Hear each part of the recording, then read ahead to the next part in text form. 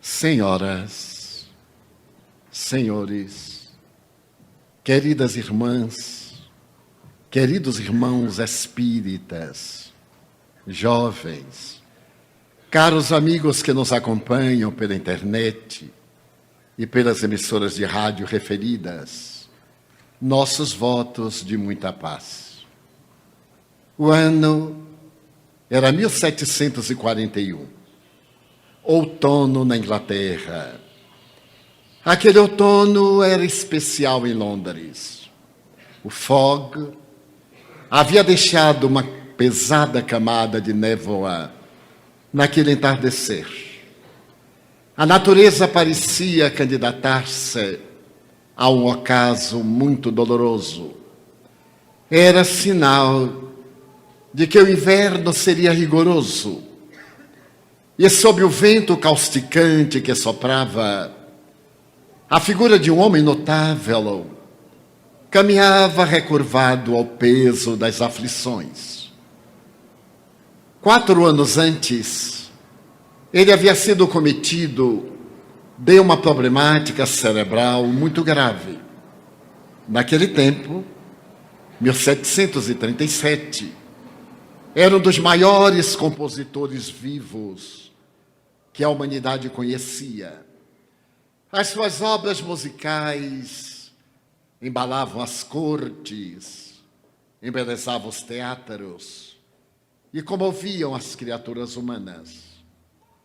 Mas desde o momento daquela enfermidade cruel, um derrame cerebral, que a fortuna abandonou seu pupilo, reduzindo-o praticamente à miséria. Uma série de fatores.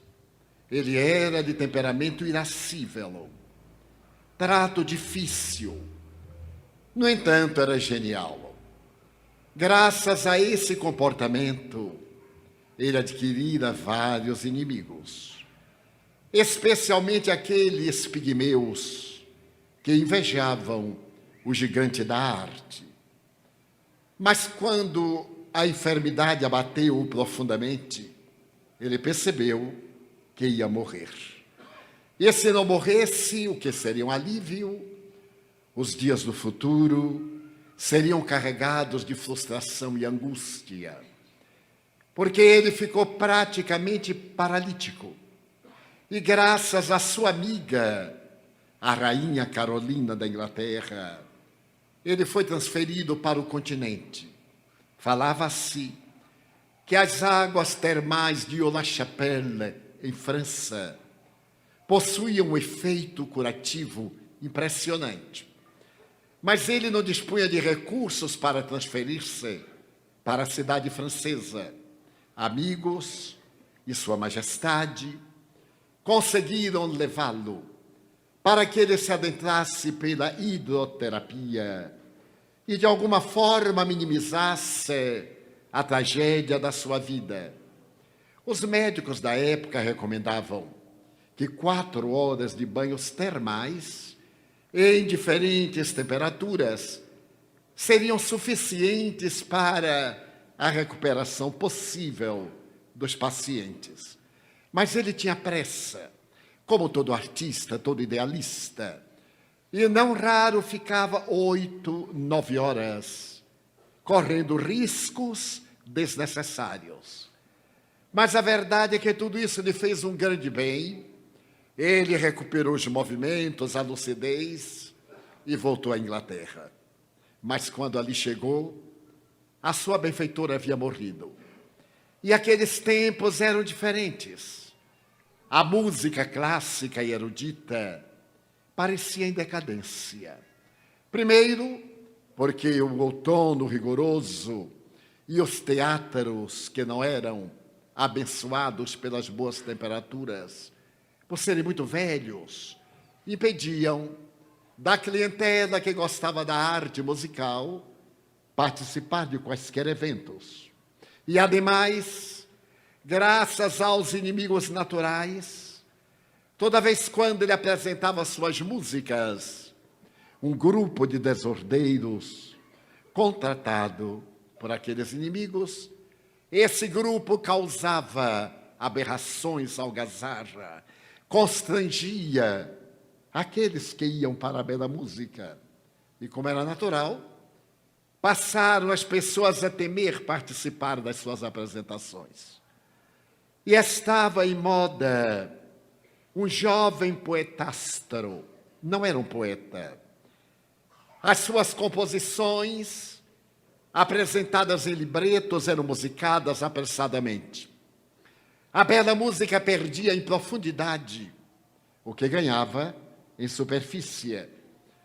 Esse poetástaro, Charles Jennens, ocupava agora as mentes inglesas, particularmente de Londres. E naquela tarde outonal, George Frederick Handel optou por suicidar-se. A sua vida não tinha qualquer sentido. As dívidas acumulavam-se sob o birro na sua casa mal calafetada. A única solução naquele momento era o suicídio, a porta vergonhosa e covarde da fuga. Foi nesse estado crepuscular e ainda mais angustiado que Handel retornou ao Tugur em que vivia, no coração de Londres. A casa mal iluminada, naquele anoitecer, e o seu devotado servo de quarto, que não recebia, fazia mesas, mas era um amigo que amava a música e, por consequência, o compositor. Quando ele chegou abatido, o servidor lhe disse: mestre, o correio trouxe-nos um pacote. Deve ser algum sinal. Alguma coisa boa aconteceu por fim nestas últimas semanas, uma correspondência. Vou servir-lhe o lanche e depois, por favor, abra o volume. Está muito bem feito. É um volume interessante de uma pessoa refinada, tudo indica. Mas Handel parecia não o escutar. Fez o lanche ligeiro, aproximou-se do birro. Ali estava um pacote. E ele olhou casualmente o remetente. Por paradoxal, estava firmado Charles Jennens, aquele poetástro a quem ele detestava. Era uma ironia do destino. Ele olhou para o pacote, tinha seu nome. Abriu com um pouco de desprezo. E então apareceu-lhe um libreto. E logo em cima, Sacro Oratório. Ele não era amigo da música religiosa. Ele havia preferido a música ancestral, erudita, pesada, à semelhança do que Brahms e outros teriam ocasião de compor. Mas, aumentando um pouco o lume do lampião a gás e a claridade se fazendo algo melhor, Handel abriu casualmente aquele libreto e deteve-se, porque estava escrito assim: ele foi abandonado pelos melhores amigos. Que curioso! Também ele foi abandonado pelos melhores amigos. Levado ao ridículo, ele foi traído por um, negado por outro. E foi jogado numa cruz de vergonha. Então Handel disse: mas é a minha biografia. Só que a cruz de vergonha são os padecimentos nos quais eu estertoro. E deu um salto de páginas. Mas apesar de todas as dores que o martirizavam, ele acreditava em Deus. E Handel esteve meditando se ele acreditava em Deus. Aquele do livreto, sim, acreditava em Deus. Mas ele também acreditava a seu modo. Não o Deus das religiões, o Deus antropomórfico. Aquele Deus que marchava à frente dos exércitos para atender a um povo, como se os outros povos lhe não pertencessem. Então agora, com lágrimas que estavam represadas no coração e que chegavam à comporta dos olhos, ele abriu as primeiras páginas. E as primeiras páginas falavam de um homem singular, que viera à terra para amar, que trouxera uma das mais encantadoras sinfonias, e, no entanto, não havia lugar para ele. Naquele momento, ele sentiu a irrupção de um vulcão de emoções que parecia arrebentar a crosta grosseira do seu padecimento. E, de repente, um aluvião de melodias tomou conta da sua mente. Ele correu, pegou uma partitura em branco, chegou à pianola, deu uma oitava e uma segunda, deteve os dedos no teclado de Fá, depois desceu ao branco de Sol, e de imediato aquela melodia foi tomando corpo e ele entrou em febre de composição. Continuou escrevendo e andando, e quando o empregado de quarto veio pela manhã trazer-lhe o de jejum, encontrou-o febril, andando, migalhas de pão espalhadas pelo piso sujo, e disse: mestre, o senhor necessita de alimentar-se. Ele recusou-se. Também a refeição do meio-dia ele mal tocou, e à noite ele parecia depauperado, mas aquele vulcão de notas estava explodindo ali dentro da alma. E foi dessa forma que durante 14 dias e 14 noites, George Frederick Handel começou a compor e terminou de compor o Messias. Essa obra grandiosa que dignifica a música internacional. Ao terminar, deitou-se e dormiu pesadamente por várias horas. Ao recuperar a lucidez, ele embalou os poucos pertences e disse ao servo de quarto: abandonemos Londres. Londres nos abandonou na miséria.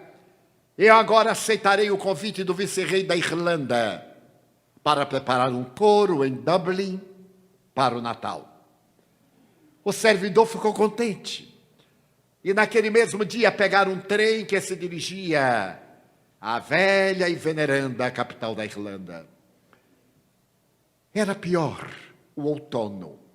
Aproximava-se dezembro, o inverno estava por vir. Ele apresentou-se ao vice-rei, teve carta branca para fazer o que lhe aprovesse. Mas dentro dele a música do Messias crescia. E foi então que ele reuniu 2 coros, o da catedral e de uma igreja periférica, 200 vozes. E começou a ensaiar o Messias em 4 vozes. Quando os ventos do Mar do Norte sopravam, o tormento das noites geladas da Irlanda, e o povo dormia ou se deitava, podia-se ouvir saindo da velha catedral gótica, quase milenar, as vozes angélicas dos cantores, exaltando o Messias. E foi assim que no dia 6 de abril de 1742, no maior teatro de Dublin, seria apresentada a premiere do Messias.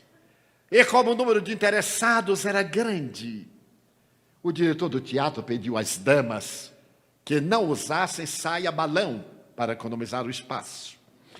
E pediu aos cavalheiros que não levassem espada para facilitar o maior número de pessoas. E quando o teatro estava superlotado com pessoas até a rua, agora sopravam ventos frios, mas já era primavera. Sentia-se no ar o doce perfume das azáleas e das rosas místicas da Irlanda. No teatro iluminado, com lamparinas especiais, aparece Handel. E no momento em que começa a melodia musical, ele assume a regência. O povo faz um silêncio sepulcral. Primeiro intervalo, uma ovação impressionante. O outro intervalo, mas em determinado momento, ele ergue as mãos E no silêncio que se faz sepulcral, 200 vozes erguem-se e dizem: aleluia.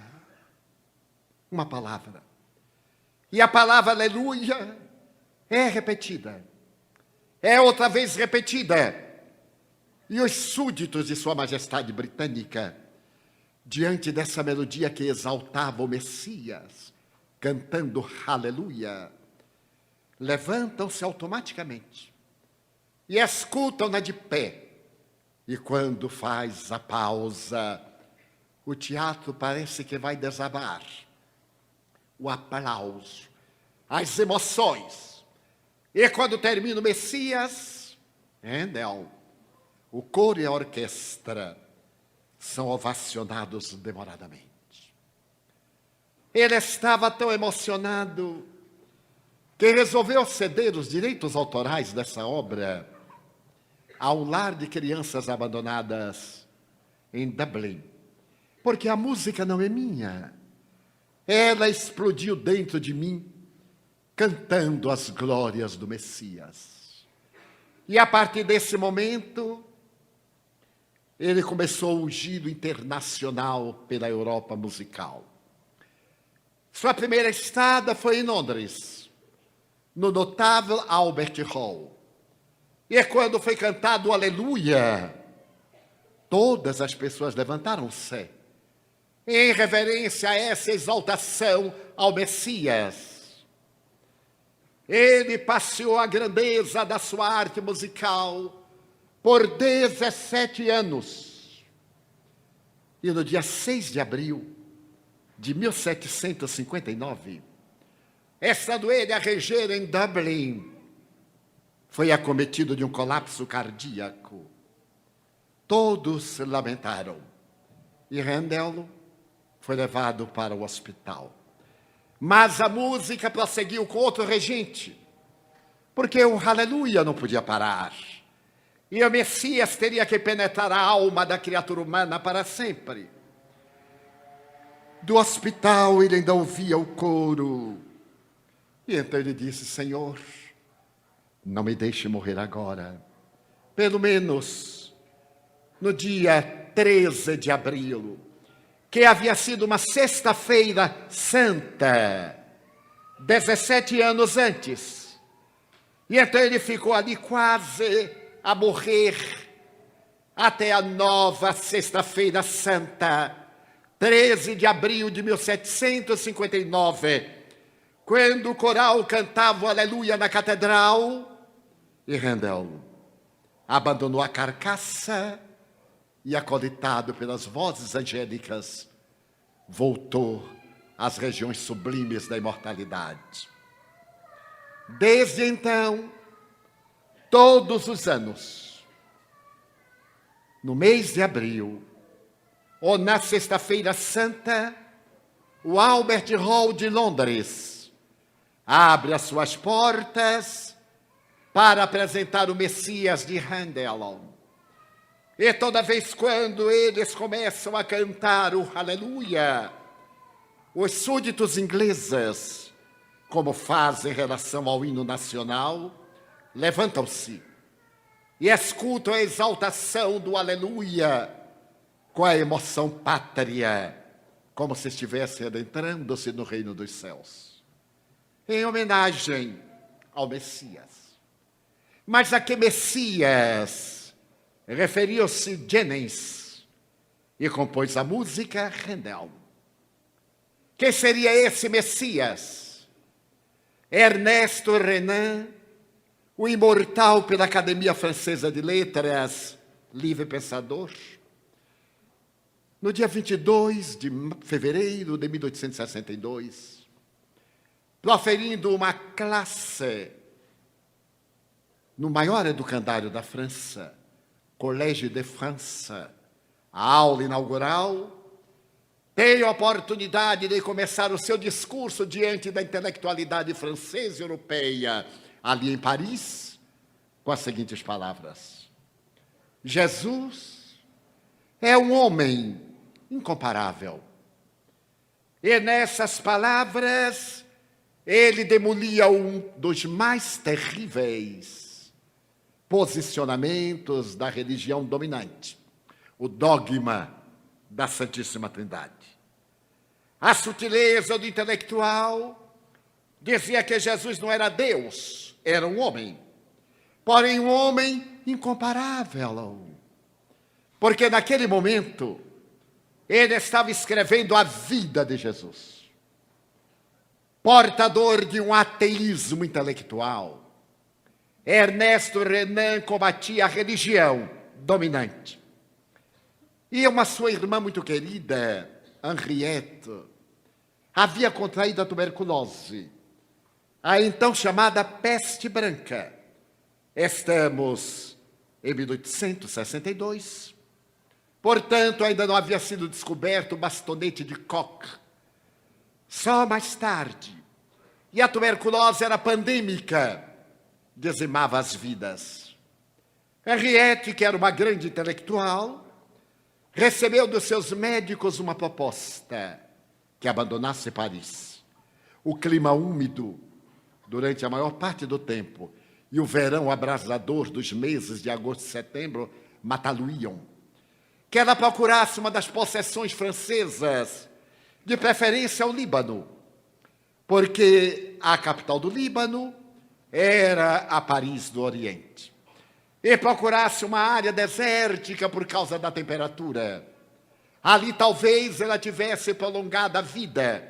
Henriette atendeu a sugestão médica, transferiu-se a Beirute e logo depois ela foi viver na região por onde havia passado a palavra angélica do apóstolo Paulo, às bordas do deserto.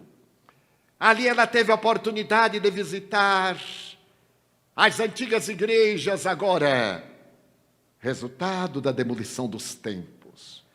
Havia uma aura mística naquele ambiente desolado, nas fraldas do deserto. E aquelas pequeninas igrejas que escutaram a palavra cândida e reverberante do apóstolo das gentes, exudavam a presença de Jesus. E Henriette, intelectual, começou a ler o Evangelho. Leu nas traduções convencionais dos teólogos apaixonados. Foi então que ela fez uma carta ao seu nobre irmão. Tu detestas Jesus, porque não o conheces. Eu lanço-te um repto. Lê Jesus no hebraico, tu que és professor da Sorbonne, da língua hebraica. Lê Jesus no aramaico, no grego antigo, no grego moderno, não nas traduções infelizes dos teólogos. E ele te arrebatará a alma. É um desafio que te faço.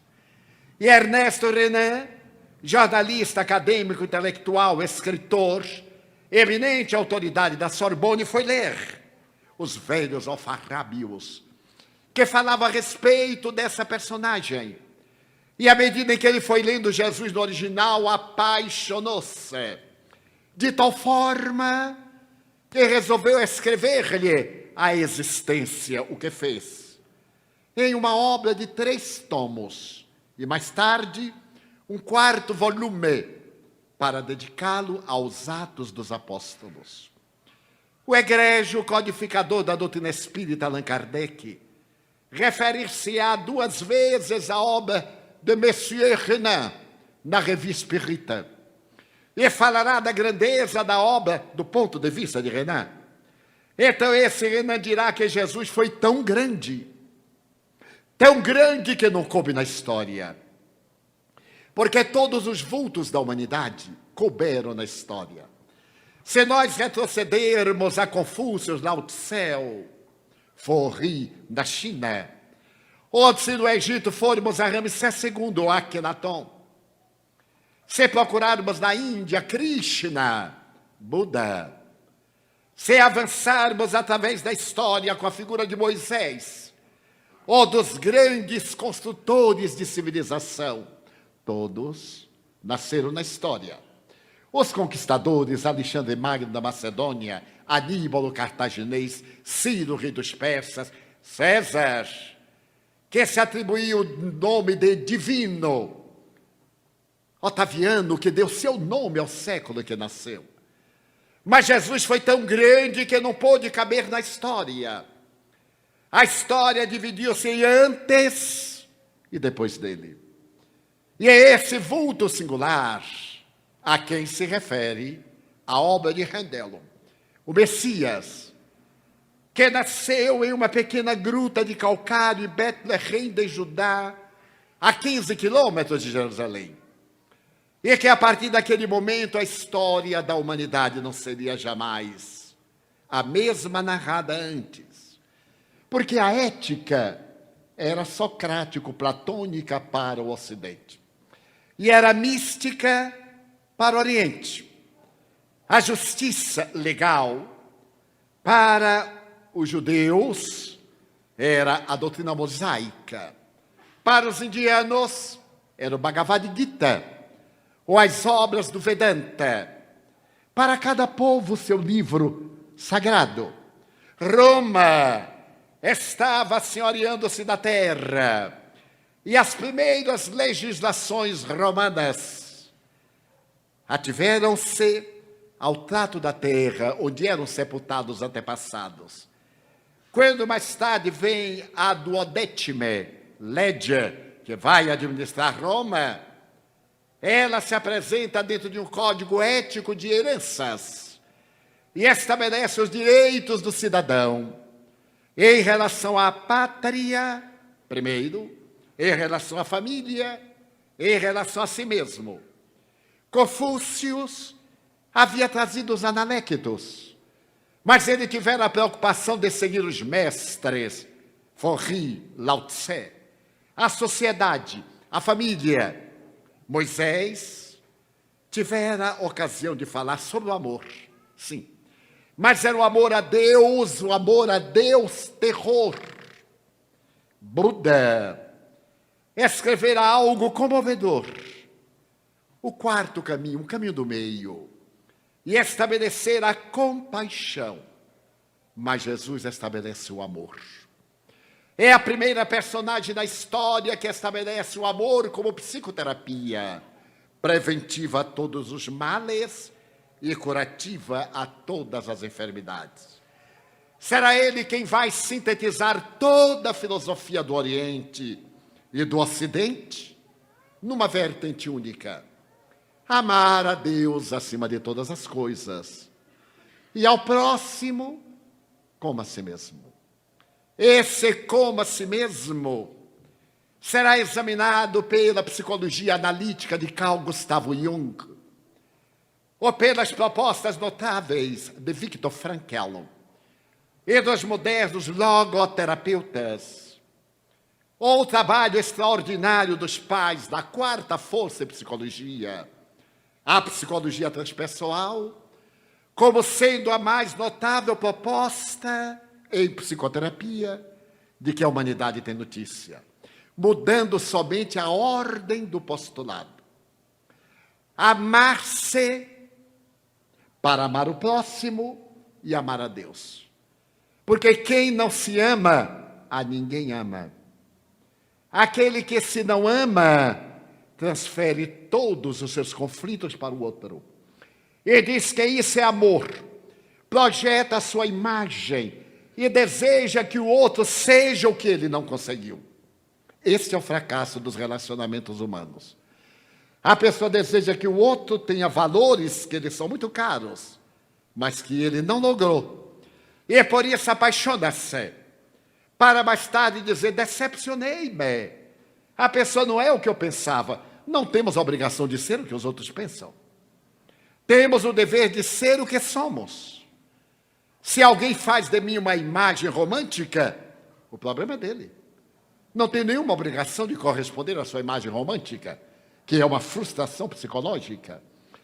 Então é necessário o auto-amor, porque o auto-amor é uma viagem longa na busca da autoconsciência, na identificação daquilo, quem sou eu, que é que eu faço de mim, porque estou na Terra.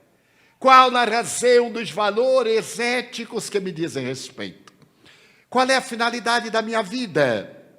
Aprendemos desde cedo que o objetivo essencial da vida é ser feliz. Não pode haver maior engodo do que essa proposta, na opinião de Jung e de Viktor Frankl, porque a minha não tem valor. Porque o que é felicidade? Para a escola de Epicuro, a escola hedonista, felicidade é ter. Porque quem tem, pode. Quem pode, compra. Quem compra, goza. E depois? Entra em frustração. É a chamada filosofia da boca para baixo. Das sensações. Comer, dormir, fazer sexo. É uma maravilha. A pessoa que come muito tem digestão. A que dorme muito fica amolentada. E a que faz muito sexo fica impotente.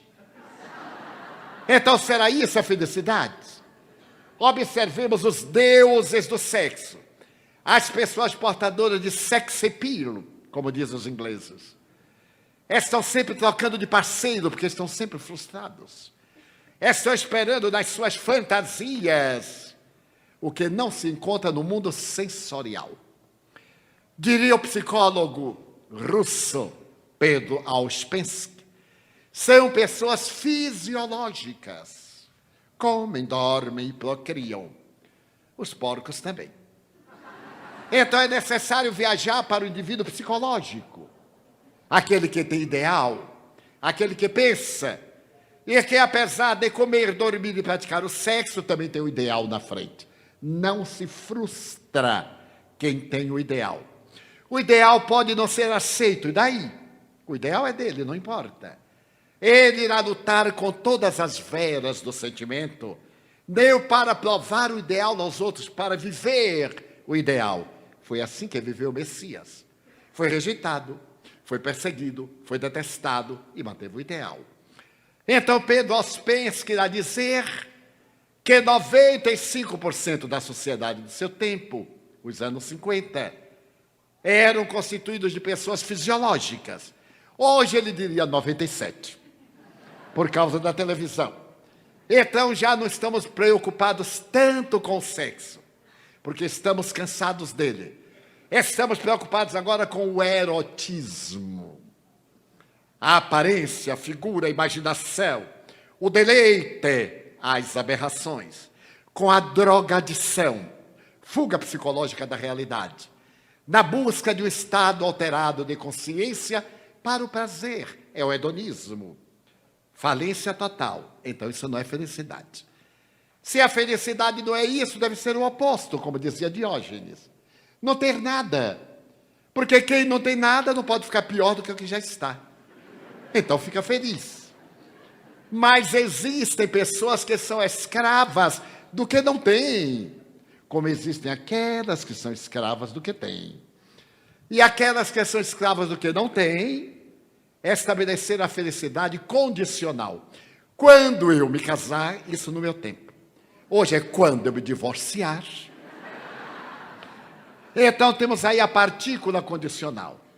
Ou então, se eu conseguir o doutorado, se eu conseguir ganhar na loteria, eu serei profundamente infeliz. Porque esse sonho só leva à amargura. Então é uma felicidade condicional. São escravos. Eu nunca me esquecerei de uma amiga que eu tive na repartição que eu trabalhava. Porque Deus me deu a honra nesta reencarnação de ser funcionário público. E ele, achando pouco, me fez chefe de seção de repartição pública.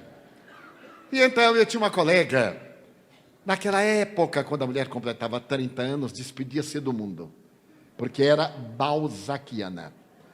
Era homenagem ao livro de Honoré de Balzac, a mulher de 30 anos. Então não casava mesmo, nem com passes. Não casava.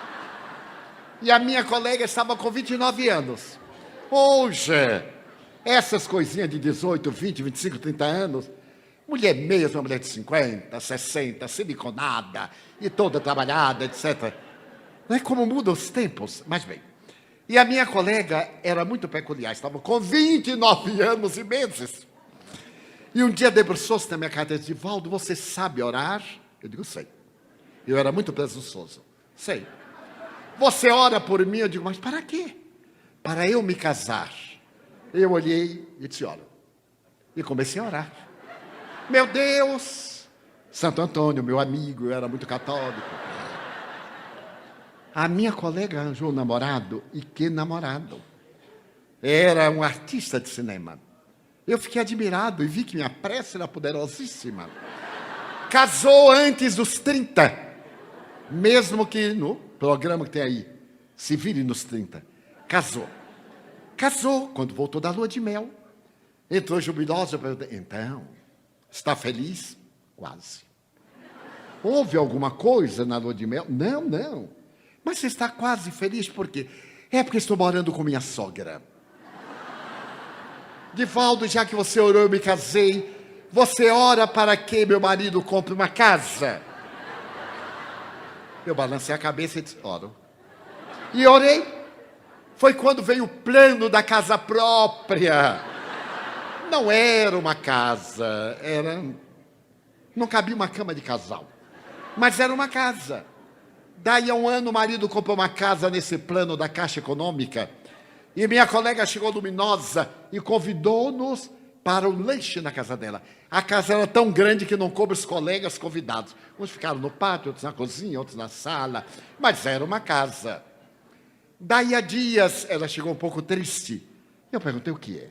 Você já tem um marido? Você já tem a casa? Ai, Divaldo, mas é tão longe. Pego 3 conduções. Porque o governo é assim, quando ele dá a casa, ele dá também a fatalidade, a distância. Então, eu queria lhe pedir para você orar, para Deus ajudar meu marido a comprar um carro. Eu achei a empresa maior, mas aí orei. Orei, e o governo lançou um carro naquela época, que era barato, um carro popular. Não tinha nada, só o motor e a casca. Alguns aqui da minha idade lembram-se. Era um carro tremendo. E quando um dia eu salto do ônibus para entrar na repartição e minha colega salta do automóvel. Eu disse, não está certo. Eu estou orando, ela tem de tudo. Agora eu vou orar para mim, que nem me casei.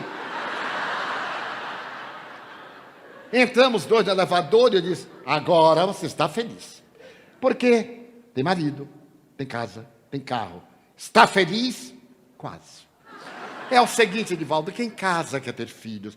Eu quero ter um filho, varão, e dentro de 4 anos uma menina. Você ora? Eu já estava no jogo, aí eu oro. E eu comecei a orar. Daí a um ano ela teve um menino, daí a vários anos teve uma menina. Estava radiante. E eu fui ver a menina sendo a maternidade, linda.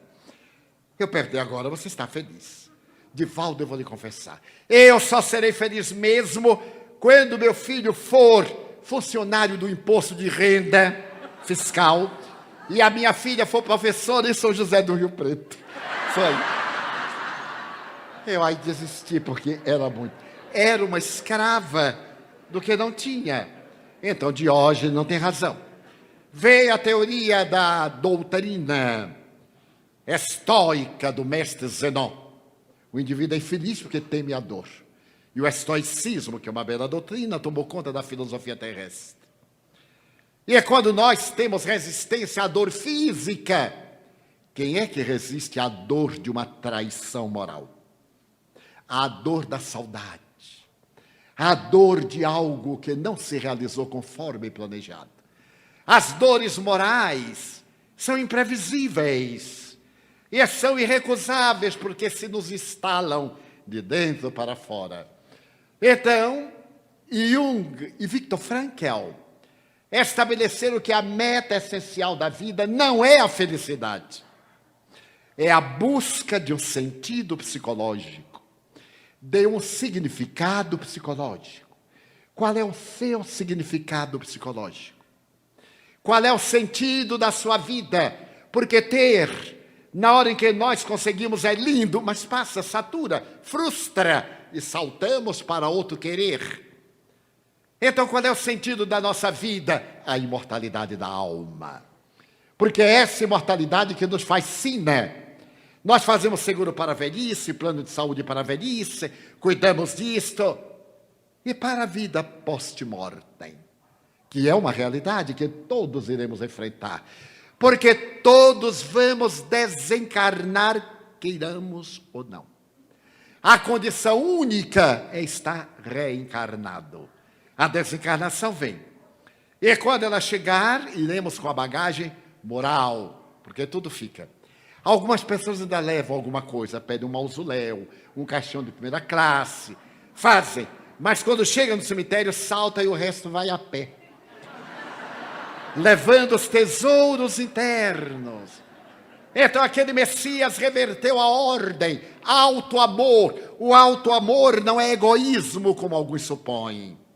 Egoísmo é querer coisas para si. Alto amor é transformação moral para melhor do ser que somos no corpo em que estamos. Porque não somos o corpo. O corpo é o escafandro próprio para a atmosfera terrestre, como o antigo escafandro para a intimidade das águas. Então, essa busca psicológica, porque eu me amo, eu faço uma autoanálise e reflexão dos meus defeitos, das minhas dificuldades. E me amo, erro e me perdoo, dou-me uma nova chance. Há pessoas que não se perdoam, porque não se amam. Mas eu fazer isto, eu não tenho direito de ser perdoado. E nós temos... Desculpe. Nós temos tanto julgamento perverso de nós próprios, que é comum perguntarmos, como vai? Melhor do que mereço a Deus. Que hipocrisia. Então Deus é injusto. Porque se você está melhor do que merece, ele é injusto, porque tem muita gente que aparentemente merece e ele não atende. Mas é a hipocrisia do não desconhecimento de si mesmo. Quando pergunto, Divaldo, como vai? Ótimo. E a saúde? Com câncer, mas ótimo. Porque eu tenho um câncer, mas eu não sou canceroso. Ser canceroso é pior do que ter cânceres ou transtornos de comportamento. Então essa viagem do alto amor é fascinante. Porque eu me entendo, eu me dou o direito de ser o que eu sou. E permitir que cada um seja o que é, não me facultando permanecer no erro e tornando-me melhor a cada dia, como recomenda Allan Kardec, é o verdadeiro espírita. Disso deflui que ao me conhecer, eu passo a conhecer o meu próximo. Se para mim é difícil vencer as minhas imperfeições, por que eu acho que ele tem que vencer as dele? Então eu tenho tolerância. Eu passo a amá-lo como ele é e não como eu gostaria que ele fosse. Torna-se fácil. Eu passo a tolerá-lo, a entender que ele tem dificuldades e que eu sou amigo dele e não das virtudes que eu gostaria que ele tivesse. Porque há muita gente que gosta de nós pelo que nós temos e não pelo que nós somos. E quando perdemos o que temos, os amigos também se vão, porque eram amigos que tínhamos, mas não eram amigos nossos. Então a grande proposta do Messias é exatamente essa viagem na busca do reino dos céus que está dentro de nós. E é que deve ser tomado de assalto. Allan Kardec, ao codificar a doutrina espírita, conforme se lê na questão 625 do Livro dos Espíritos, interroga as entidades venerandas. Qual o ser mais perfeito que Deus ofereceu à criatura humana para servir de guia e modelo? E a resposta é a mais sintética da filosofia universal: Jesus. Então, Jesus é o modelo e é o guia. Eis o Messias de Handel. Esse homem que é subindo um monte qualquer, numa região muito degradada como era a Galileia. Que pode vir de bom da Galileia? Veio Jesus. Ali diante de um mar espelho, 200 metros abaixo do nível do mar Mediterrâneo, diante das 10 montanhas, a Decápolis, as 10 cidades gregas do outro lado, ele levantou-se e, olhando a multidão, abriu a sua boca e cantou a mais notável sinfonia que a humanidade jamais escutou: as bem-aventuranças. As bem-aventuranças são o poema grandioso da libertação da consciência humana. Bem-aventurados os pobres de espírito, os que têm sede e fome de justiça, os que são brandos e puros de coração, os que são simples e humildes, e reverte a ética da humanidade. porque triunfante era quem matava. Herói, aquele que caminhava por um campo juncado de cadáveres. A partir daquele momento, herói é quem se vence a si mesmo, porque vencer o outro é fácil, basta uma calúnia, uma bala, um punhal, um veneno, a traição. Mas para vencer-se a si mesmo, é necessário ter a coragem de superar as más inclinações e robustecer a dignidade para ser um triunfador sem que ninguém saiba. Esses heróis não têm estátua, não são aclamados porque são pobres de espírito. A ironia disse que os pobres de espírito são a ralé, as pessoas ignorantes, porque essa gente não sabe ler. Pobre de espírito de avareza, pobre de espírito de sensualidade, pobre de espírito de egotismo, de crueldade, de perversão, neste mundo rico de espíritos de soberba, de espíritos ricos de miserabilidade moral. Então, desses, os primeiros, é o reino dos céus, porque leva o reino dos céus na consciência. O reino dos céus não está ali depois da morte, está no âmago do ser que entra em plenitude. Por isso que Carl Gustavo Jung colocará na sua doutrina a busca da individuação, a busca do estado luminoso, utilizando-se da palavra latina numen, luz, para definir esse estado de claridade interior. Esse é o Messias que veio ensinar cordialidade, compaixão, misericórdia e dar-se em holocausto. 2000 anos transcorridos e ele é tão atual. A doutora Elizabeth Lucas, discípula de Viktor Frankl, logoterapeuta, recomenda que a melhor terapia para problemas de depressivos, de pessoas vítimas da síndrome do pânico, são as parábolas de Jesus. E os modernos psicoterapeutas hoje dedicam-se a realizar a sua maravilhosa trajetória curativa, contando histórias. Milton Erickson, o extraordinário psiquiatra alemão, que era depressivo, narrava nas suas experiências na Universidade de Phoenix, no Arizona, que as palavras de Jesus são de uma riqueza incomparável e que elas despertam os sentimentos adormecidos do indivíduo. Enquanto Freud radicava na libido o transtorno depressivo e outro qualquer, porque ele asseverava, em qualquer transtorno neurótico há um desvio da libido. Enquanto outros diziam que a depressão é uma frustração por causa da violência humana, Milton Erickson contava histórias. Ele libertava os indivíduos dos seus traumas, dos traumas da infância, da família cruel, da mãe superprotetora, ou da mãe ingrata, do pai devasso, ou que traziam de outras existências as heranças amargas, contando histórias do Evangelho. O notável psicólogo Tully, americano, escreveu várias obras contando histórias do Evangelho, como terapia preventiva a todos os males. Na parábola do filho pródigo, fazemos um estudo profundo de todos os arquétipos junguianos. E na parábola grandiosa do bom samaritano, utilizamos de uma imagem notável da Renascença italiana para mostrar os conflitos da personalidade. Na grande parábola do bom samaritano.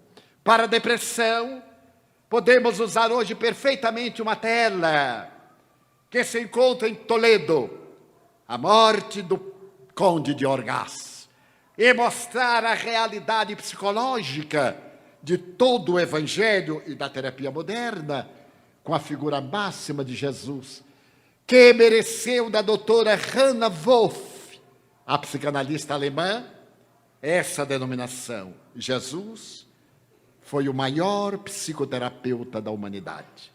Porque qualquer psicoterapeuta necessita dos paralelismos, das imagens dos sonhos, para poder interpretar os símbolos do inconsciente.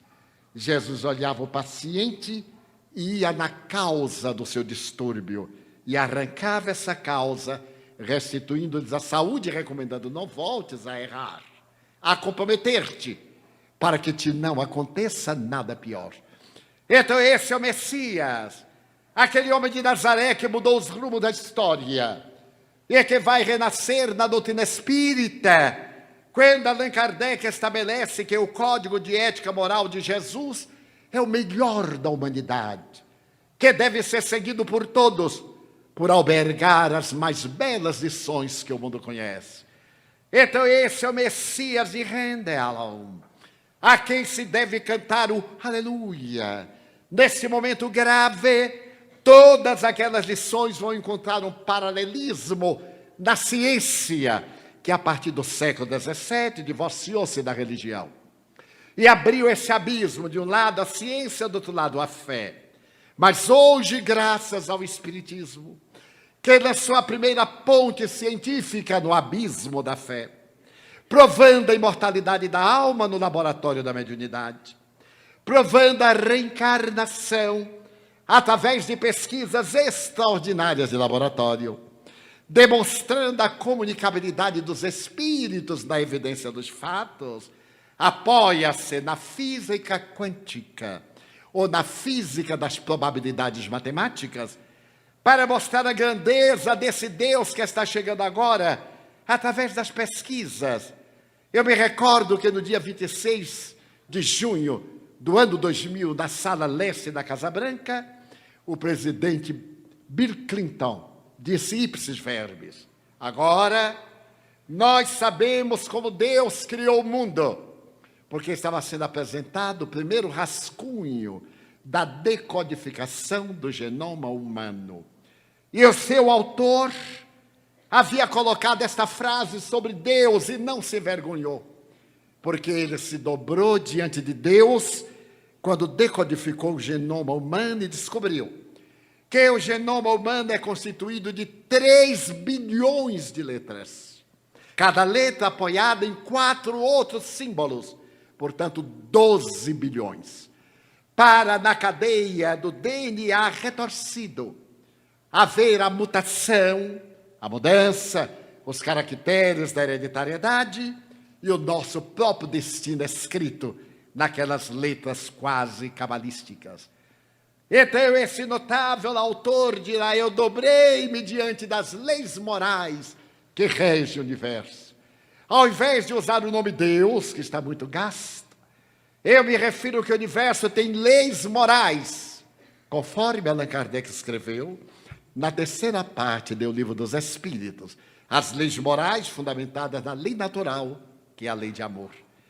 Então, é comovedor, podemos dizer, que a ciência na genética traz-nos Deus, e na física quântica, no choque das partículas no grande túnel entre a Suíça e a França, há alguns meses, a descoberta do bóson de Higgs, que Higgs, esse físico, há 60 anos, havia concluído matematicamente que deveria ter uma super micropartícula tão pequena, tão invisível, que só matematicamente se podia conceber. E com os choques de moléculas, ela deixou seu rastro, que passou à história como a assinatura de Deus. Então Deus volta lentamente à ciência, que passa a adotar uma causalidade cáusica ou causal. Graças àquela figura do homem incomparável que dizia: na casa de meu pai tem muitas moradas, senão eu não teria dito, vou preparar-vos lugar. João 14, 1 e 2. Credes em Deus? Crede também em mim. E é quando hoje olhamos o nosso céu, deslumbremos-nos com a Via Láctea, que segundo o notável observatório Hubble, esse satélite fora da Terra, a nossa galáxia tem 200 bilhões de sóis. E no universo existem aproximadamente 100 bilhões de galáxias. A cada instante é só pegar o Google e olhar na internet. Galáxias sendo absorvidas pelos buracos negros e outras galáxias sendo construídas com a poeira das estrelas, cantando a glória do Pai, cuja casa tem muitas moradas.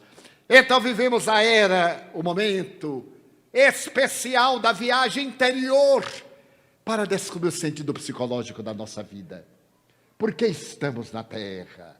Para errarmos menos, para termos a coragem de assumir os erros perante a consciência, de trabalharmos em prol do melhoramento moral e de podermos dizer ante a glória majestosa do universo que o bem é que prevalece.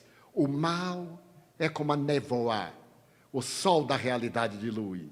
A treva densa não tem existência real, é a ausência de luz. E o mal é a ausência do bem.